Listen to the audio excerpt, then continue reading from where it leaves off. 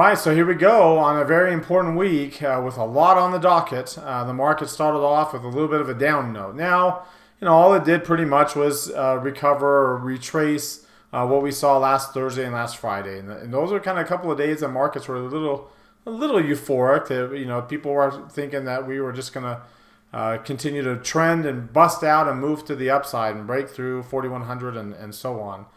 But as of right now, we've retraced some of those gains. More than likely, we'll see how active we are tomorrow before Wednesday morning, where we got a basket of things coming out, of course, including on Wednesday midday when we get the FOMC rate decision and press conference. So it's kind of an interesting day today, definitely a risk off, and we'll take a look at that and see how much of a risk off is necessarily needed to actually signify that we're breaking down. We'll take a look at the what's moving with some of the asset classes, why we were as bearish as we were today. So we'll take a look at that, and then we'll take a look at some of these big FANG names and some of the interesting reversal candlestick patterns that they've shown, and then another trade idea in an airline sector for a stock coming off earnings that appears to be on its own course back down to the downside, and we'll trade that. So let's go ahead and get started. Today is Monday, January the 30th, 2023. This is the Market Outlook from MarketScholars.com. My name is David Settle. All right, before we get started, I invite you to subscribe to our YouTube channel with this icon or the red subscribe button down below. Hit the thumbs up icon to like our video. Comment on anything that stood out to you today. Join our website at MarketScholars.com for free. Follow me on Twitter for more content between the videos, and join our Market Outlook Facebook group that we've created. All right, if you're watching on our blog, check out some of these other things over here on the right, including our Market Outlook live video. Come down to the bottom, click on this heart. It opens up that tab, hit the like button. Same thing here, click that thumbs up icon. It opens up this tab, hit that like button. Again, the more you do that, it helps get our content out to all of our followers that we have on Twitter and Facebook. So we appreciate those who do and those who don't. We ask that you do that right now while you're watching. Just come down here and click on that and keep watching our video. All right, let's get started taking a look at the S&P 500 with the market forecast indicator. So you can see the down day we had today after coming off of a really good week last week, and we basically just retraced the last 2 days worth of gains. As you can see here, coming down to Wednesday's close, they're at 40.16. We're at 40.17. So the momentum line did drop to extreme lows. That typically brings the near-term line eventually down with it. So we'll see how far and how long the near-term line stay, if it gets to bearish territory, which you expect it will, and then how long it stays. It didn't stay very long down there as we reverse really quickly with this kind of morning star candlestick pattern. And this isn't even nearly as big of a down day as this one was. So you wonder, you're also still above this 4,000 level, this important Fibonacci retracement, multiple retracement levels in the same spot. This is the year-to-date or the market sentiment decline basically off of the all-time highs, the yellow line, so that's a 38% retracement.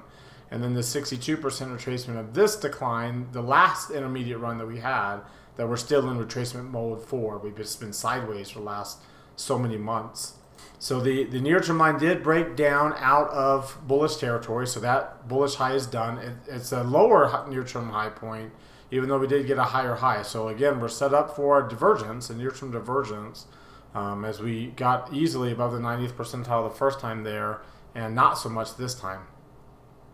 Intermediate line is above 80. It's at 81, though it appears to be peaking. We'll see. Again, if the near-term line drops, and follows the momentum line down to those extreme lows, which would suggest another day or two of selling, then that would bring the intermediate line back down. And the question is, will it get back below market sentiment, which typically leads to more bearishness, as you can see all the other times it's crossed below market sentiment. We are still 2.5% above, so we're still okay. I mean, if this is the extent of the pullback, great. We get a new near-term run to the upside. Ideally, maybe a little bit of a pause tomorrow ahead of the FOMC on Wednesday. You do have, I believe, the employment cost index, I think, is tomorrow. JOLTS will be on Wednesday morning before the FOMC. You also have AMD reporting after the market tomorrow. So going into Wednesday morning, that's when the floodgates start to open up a little bit by the time we get to Wednesday afternoon. when the FOMC actually announces their decision. So we'll see how we end up, whether we follow through with that or whether we get a really small range. It was a small range today. It was below average. So as bearish as that was, it was below average range. So it wasn't really that big of a decline. When you look at the long-term chart, as of right now, PPO is still rising. It's negative, but it's still rising. It is a higher close. It's a lower high as of right now, but it is a higher close. So we'll see how that translates into the rest of this week. Obviously, the PPO is broken down, or the Heikin-Ashi differential, is broken down below its moving average. The week's not over with, so it can get bigger. But if it ends up being smaller, then again, you can see that typically leads to the reversal. So we'll definitely keep our eyes on that and seeing how and when it will turn to the downside or not. Let's take a look at the 3 green arrow chart. We still have 3 green arrows all across the board and for quite a while here. So we're definitely on an intermediate run.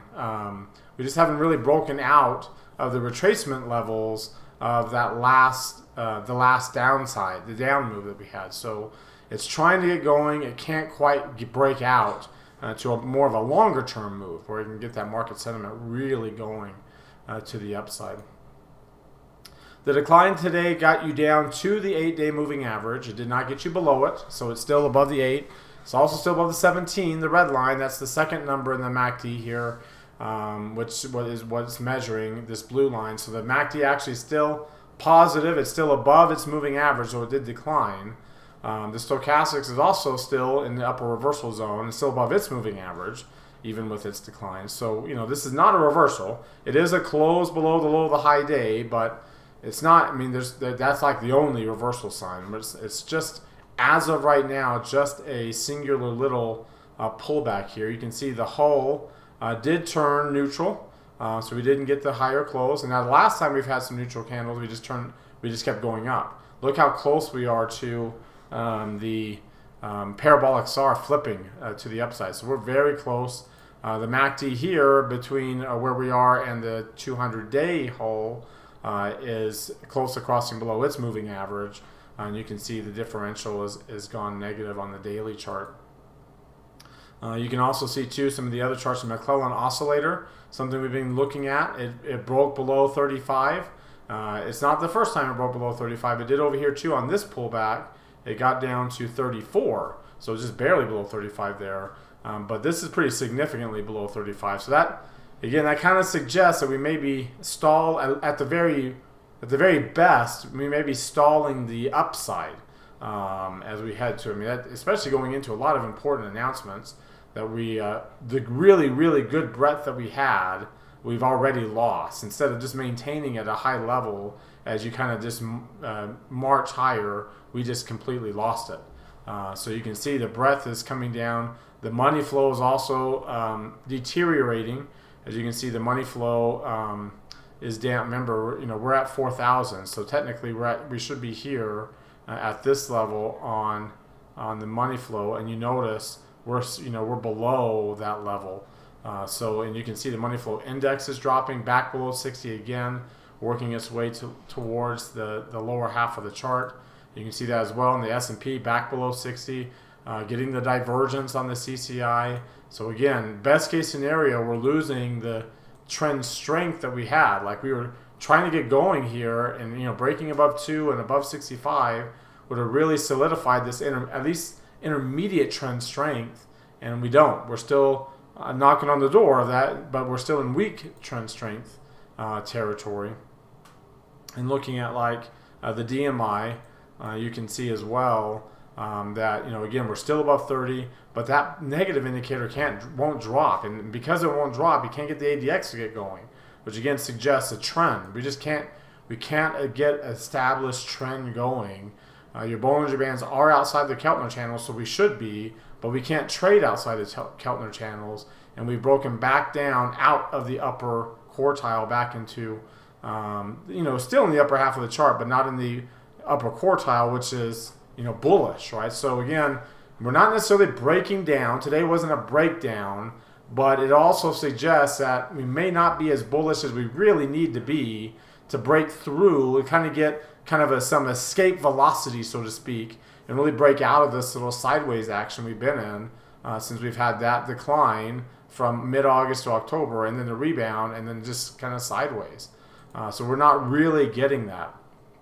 You can see that as well on the 4-week on the intraday. You can see we're got a lower high and a lower low. We closed below yesterday's low. We are still kind of in the middle of last week's range. We're still above the point of control for the 4 weeks. So again, a bearish day, but not a bearish breakdown per se. The Arun indicator, we're still easily at bullish levels here. We aren't too concerned of a breakdown until it drops below, till the green line drops below 70. That's when you really start looking for the spike to the upside. You saw that there. You saw that right here. It dropped below 70, and then we eventually got our spike on the green line. You saw that over here as well, and then you saw it over here where it dropped below 70 on the green line before we got the spike, which basically is the spike on the red line is a new 4-week low point. So we need to not get a new high for multiple days, 6 days, for it to get below 70, and then we are susceptible to the breakdown. Which typically leads the range, the 4-week range, to get up to higher levels. As of right now, that high point is going to be here for a couple more days, and even after a couple more days after that, it's going to stay there. So the range is not going to get any smaller over the next week. It will only get bigger, assuming we either get, more likely if we get a new high. So the green line stays at 100 and keeps going, and this stays at 0 and keeps going. Otherwise, if this keeps dropping to 70, this will hit 0 again. This keeps dropping to 70, and like I said, we start moving more towards this area, because eventually after this low comes off, the low point moves all the way up here, and now we're really susceptible to a new 4-week low point with a much smaller range if we end up trading down in this area by the end of the week. I actually think that's my expectation, that we're going to be down in here by the time the week is over. Through some volatility, of course, ups and downs. But that's my expectation there. Looking at the today's volume and trading range, it's going to be even smaller tomorrow. So it was a small range today, 4.85 points, 74 million volume traded. I mean, those are really small numbers. But the ATR is really, really low. We're at 1.5%. We're not breaking 1.5%. That was the peak. That was the low point we got in mid-August too. And then you can see the volume at 74 million is a little bit below the average, which is not necessarily at its lowest point of the year, but pretty low in and of itself. You saw the money flow. It's pretty low in and of itself there. The VIX jumped up today. The VIX jumped up and had a pretty decent day. It got up to 20. It got above 20, ended up closing right at 20.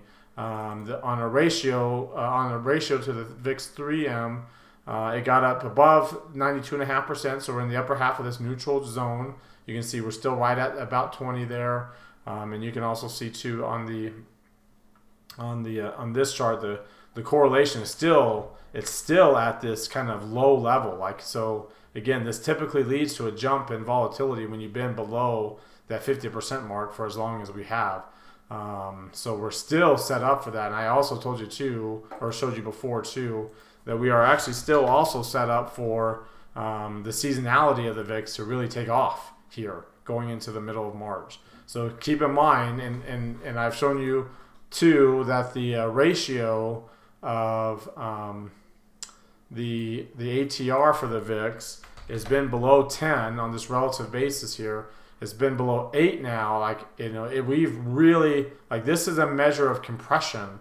You can see we don't get below 10 for very long. So it's a measure of VIX compression. We've really, really compressed. You can see last time we've been this compressed was down in 2017 when we were well below 15 and we were at 20 here. So you can see, even on a weekly basis, we're below 20, which is kind of a similar level. And those times, either associated with a big jump in volatility that brings it down, or a real significant compression that leads us to a spike. All of these are all spikes. All these moves below 20 before were all spikes. And here we are, so even these were spikes. And here we are right now, below 20, but not with a spike. Again, kind of like 13 and 14, when we were just at these really low levels here. but we're not. We're at 20. So again, we've really compressed on volatility. You can see the trend and how it's compressed throughout most of 2022. This is the range. So this suggests, and the one thing that we can kind of look for before a volatility spike like this is that compression. You can see even here, before you got that spike, the COVID spike, volatility was compressing and had gotten all the way down to, the week before the big jump had gotten all the way down. Sorry, let me get to right there, to 21 and a half. And here we are at 20.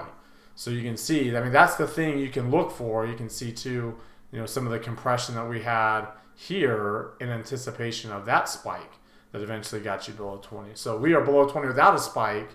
So again, suggests that how significant the compression has been for pretty much the past year. Since it spiked in April, pretty much the past year we've been compressing all the way down to practically nothing. And that suggests, again, and that's why I think even as early as this week, that the market will start to uncompress, right, and expand, and that will generally that will be associated with more volatility, of course, and it will generally be associated with more downside in a market that's been grinding to the upside in anticipation of what may be coming out this week. May not be what they're looking for. All right, so now let's take a look at what's driving this price action. So let's get to the asset class comparison chart here.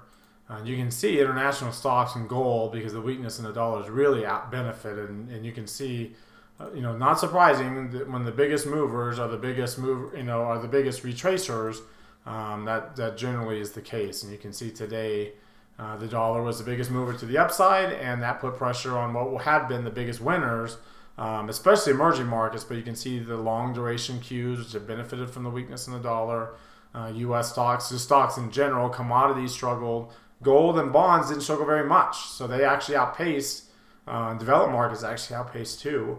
But gold and bonds kind of suggest, the safety trade that was here. It was a pretty risk-off day. Let's take a look at some of the charts for some of these different asset classes. First of all, the dollar, which had a bigger move. That was a pretty decent move. The MACD is above its moving average, has been for a few days.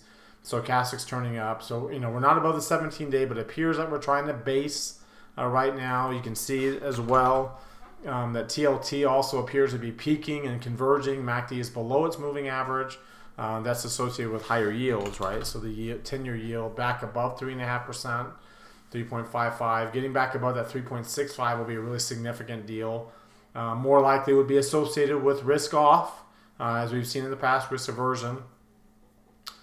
Because higher, now that when we were below 3.5%, a move up in yields was actually a good thing. That's, that was what led to some of the really, really recent bullishness after we broke down below 3.5% there on the 18th. But now that we're back above it, getting closer to 4% is actually not a good thing. That has been bearish in the past.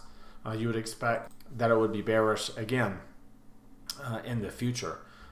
So, again, all the risk asset classes kind of struggling. Bitcoin, you can see the engulfing pattern, the MACD breaking down. They're still well above the 17-day, above the 200-day for that matter. So it's hardly breaking down itself, but at least it's in what we would say convergence mode, where there might be some upside, but the upside will be limited as things appear to be kind of changing around in anticipation again of what's expected to be announced on Wednesday. Not the 25 basis points, because everybody knows that's coming, but what the tone of the press conference will be afterwards. I think most people are concerned with the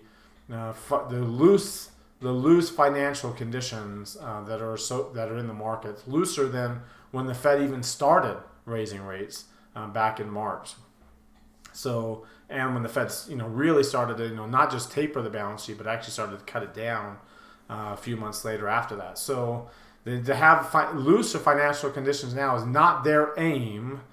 They want it to be a little bit tighter because they want to bring that cost down. They obviously have been bringing inflation down, but that's not the issue.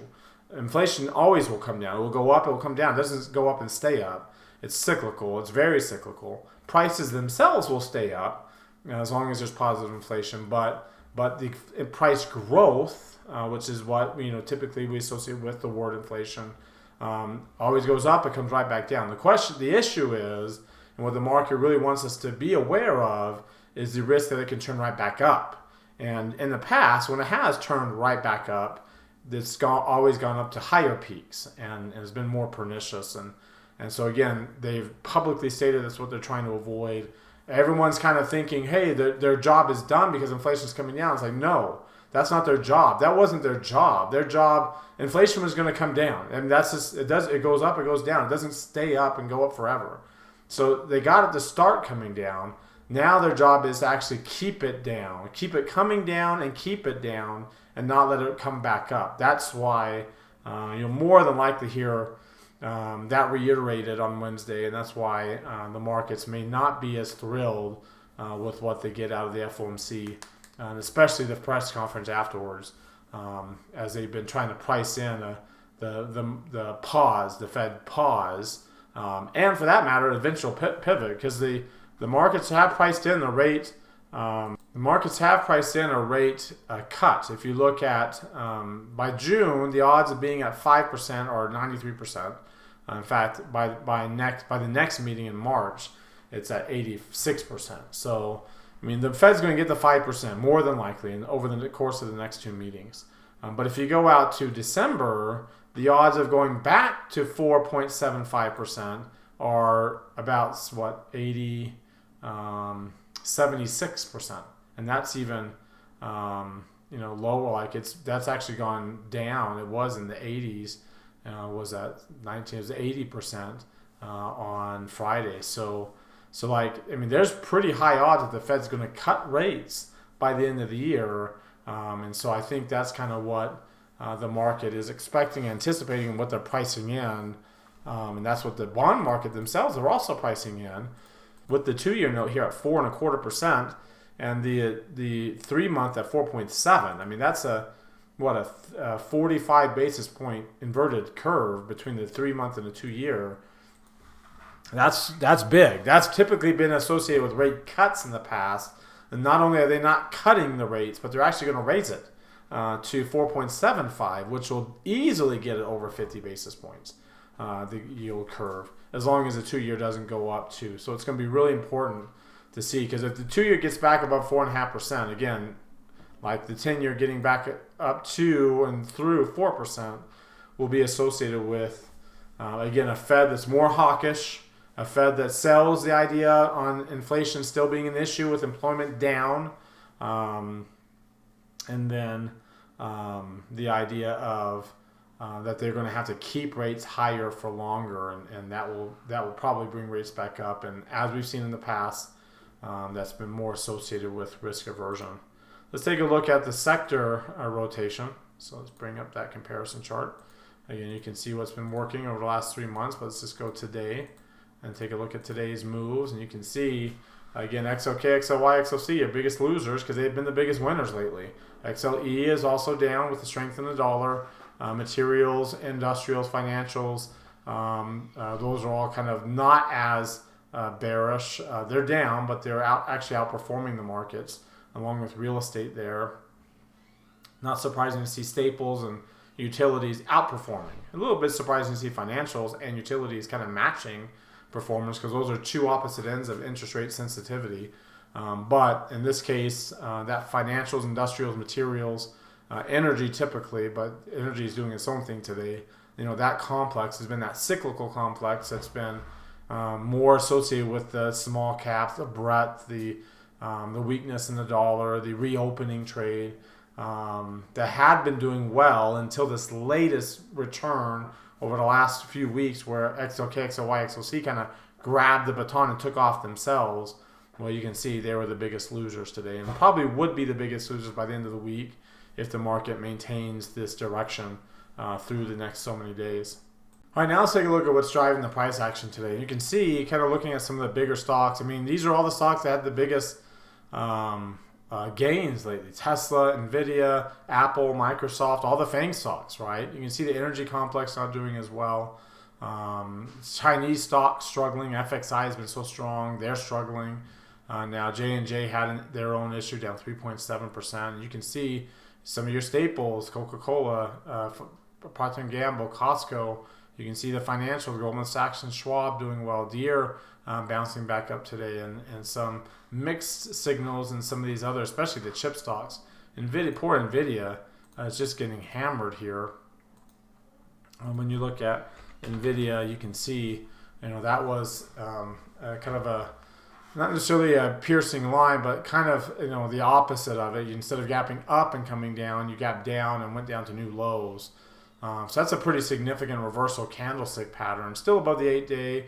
You're still above the point of control. You got a lot of volume below you, so it's not gonna like fall through a floor. But you can kind of see it appears to have run its course. We also saw Tesla had some weakness. Tesla also kind of got that bearish reversal pattern. Very big move on Friday. Lots of volume coming after earnings earlier in the week, and then the reversal here. Apple, as earnings is due out later this week, you can see again a reversal pattern. You can see the MACD appears to be peaking on some of these. Microsoft as well. Let's take a look at Microsoft and Google. 1 second here. So it's very similar patterns. And looking at Google here, again, not quite the same, but a little bit more of a gap to the downside today. Again, appears that MACD may be peaking on that. So a lot of these thoughts kind of showing very similar patterns. I talked to you about J&J having its own issues in the news. You can see the drop breaking below its value area. That's a pretty big deal for J&J there. You can see that it's getting down to like multi-year lows. We also saw the energy complex start to show some weakness. ExxonMobil reversing course, dropped for a second consecutive day after a Harami pattern on Friday, getting below those lows and filling in that gap, and now below the 8-day moving average. So lots of weakness developing. Not the type of weakness that's like, it's broken support, but it appears that we are peaking on some of these, some of these MACDs hitting to relatively high levels. Another sector that didn't do as well as the airliners. They had, Southwest Airlines had its earnings last week, and it was negative coming off of that earnings, hitting the 200-day moving average, hitting the point of control, dropping back down below the 17 and 30-day moving averages with the MACD negative, stochastics negative. So you can kind of see that it appears that Love is starting to reverse its course after a nice little run here. You got a red arrow again. PPO is starting to fall over. You got you got a bearish, you got this lower high point. Now we're closing below the body as of right now. It's only 1 day, of course, into the week.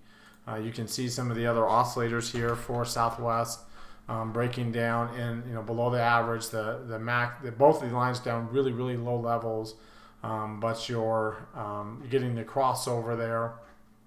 If you look at the RSI and the CCI, you can see that those bullish peaks failed to get too bullish, and now they're in the lower halves of their charts.